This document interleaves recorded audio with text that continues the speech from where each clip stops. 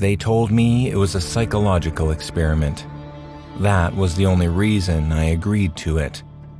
I needed the money, and it sounded simple enough.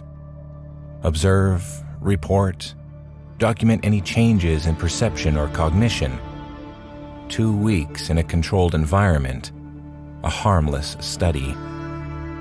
The facility was a squat, gray building on the outskirts of town, the kind of place you'd never notice unless you were looking for it. The contract was thick, full of jargon and clauses that I skimmed over before signing. The woman who gave me the papers, Dr. Monroe, I think her name was, had a tight-lipped smile that didn't quite reach her eyes. "The process is completely safe," she assured me. "You may experience some minor distractions in sensory perception, but that's expected." I didn't ask what she meant. I should have. They took my phone, my watch, anything that could track time. They then led me to a small, windowless room with sterile white walls, a single bed, a desk, and a mirror bolted to the wall. I knew from past studies that the mirror was one-way glass. Someone was watching me. I told myself it didn't matter. For the first few hours, nothing happened. They gave me food, plain, flavorless, but edible. The lights never dimmed, so I had no real way of knowing when night fell. A voice over an intercom instructed me to document any changes in perception. I wrote, "Nothing yet." I don't know when I fell asleep. The next thing I remember is waking up to the sound of something moving in my room. I sat up, heart hammering, but I was alone. The door was still locked, the mirror reflecting my own wide-eyed face. I took a breath, told myself it was my imagination. Maybe I'd kicked the bed in my sleep. Then I saw it. My reflection hadn't moved. I was sitting upright, breathing heavily, but the me in the mirror was still lying down, eyes shut. I scrambled off the bed, my pulse roaring in my ears. My reflection stayed where it was for a second longer before it jolted upright, as if catching up to me. I backed away until I hit the far wall. My reflection did the same. The intercom crackled. "Please, describe any changes in perception." My mouth was dry. My hands were shaking. I forced myself to breathe, to think. "It lagged," I finally said. "My reflection. It didn't move when I did." Silence. Then the intercom clicked off.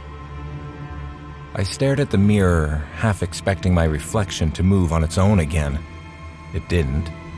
It looked normal now. Maybe I imagined it. Maybe it was just exhaustion. I turned away, climbed back into bed. The sheets felt cold, almost damp.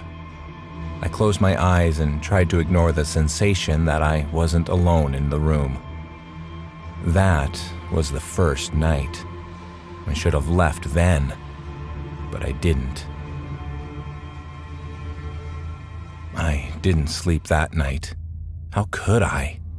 Every movement felt unnatural, my own body betraying me in the dim light of the small room. I tried convincing myself it was fatigue, paranoia, or a trick of the light, but I wasn't stupid. Shadows don't move on their own. At some point, exhaustion won. I woke up to a room bathed in artificial white. The overhead light never turned off, and I had no sense of time. My mouth was dry. The air hummed with a low, constant vibration I hadn't noticed before. I sat up and stared at the floor. My shadow was still there, still mine. But something was off. It was breathing. No, not breathing exactly, but expanding and contracting, shifting in a way that had nothing to do with me. My pulse hammered in my throat. I lifted a hand. It followed. But that half-second lag was worse now. Deliberate. The intercom clicked. Describe your shadow. My voice came out hoarse. It's wrong. It's slower than before. It's moving by itself. A pause, then... Do not be alarmed. This is a normal response. Normal? I snapped. What the hell kind of study is this? What did you do to me? Silence. Then the door unlocked with a soft click. I stood, my body tense. No one entered. No instructions followed. Just an open door yawning like a trap. I stepped forward.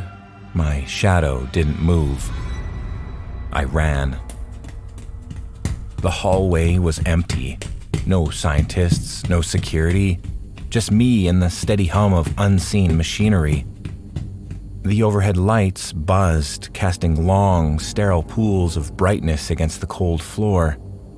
I glanced down. My shadow hadn't moved. It still lay in my room, frozen against the floor like a discarded thing. My stomach twisted. That wasn't how shadows worked.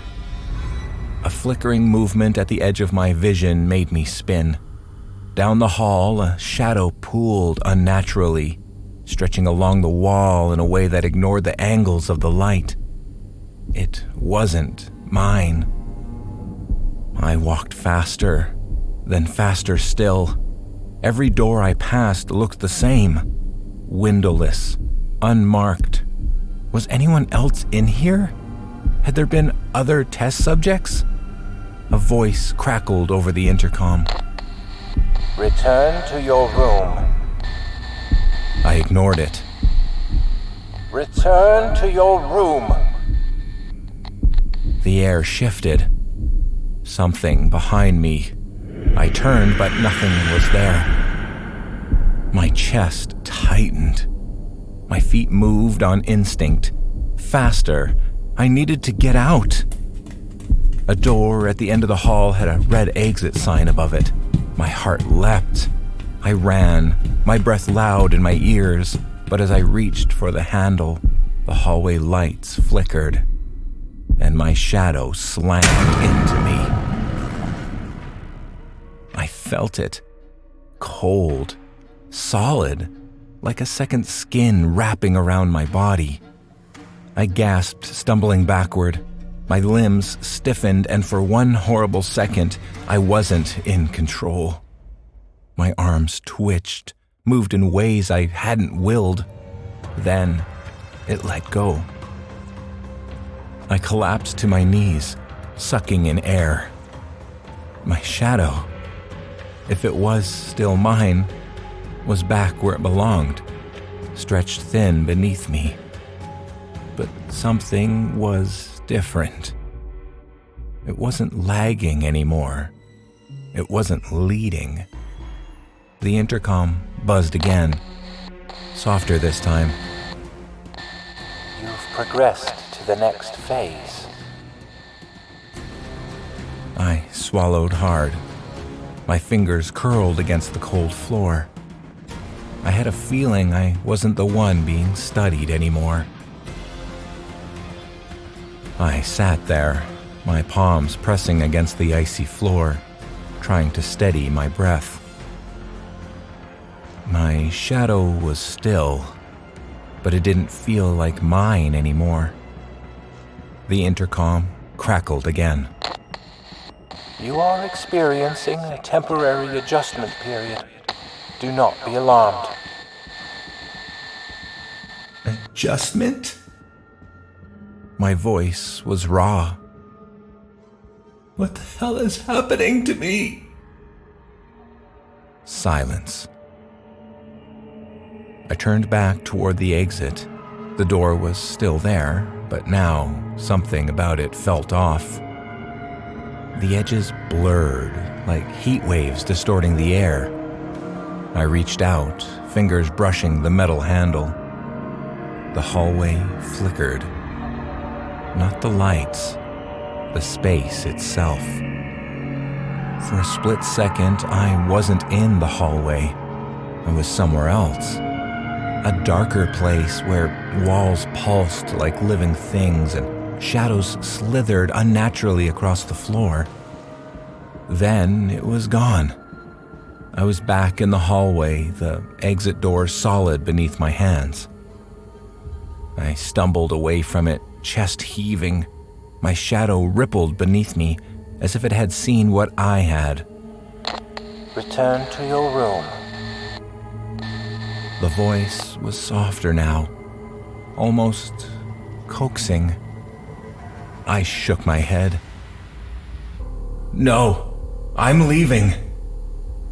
The moment I said it, the lights overhead flared, casting my shadow long and sharp against the floor. It twitched, shifted, then it rose.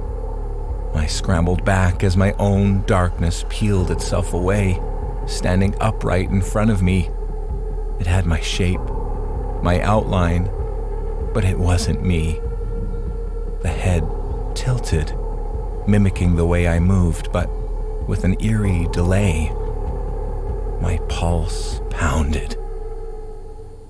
The shadow took a step forward. I turned and ran. The hallway stretched longer than it should have, like I was running through a nightmare where the exit never came closer. My breath hitched, my legs ached. I dared a glance over my shoulder. It was following, fast. I reached another door, any door, and yanked it open. I threw myself inside, slamming it behind me. My hands fumbled for a lock, but there was none. The room was dark, the air thick with something stale and wrong.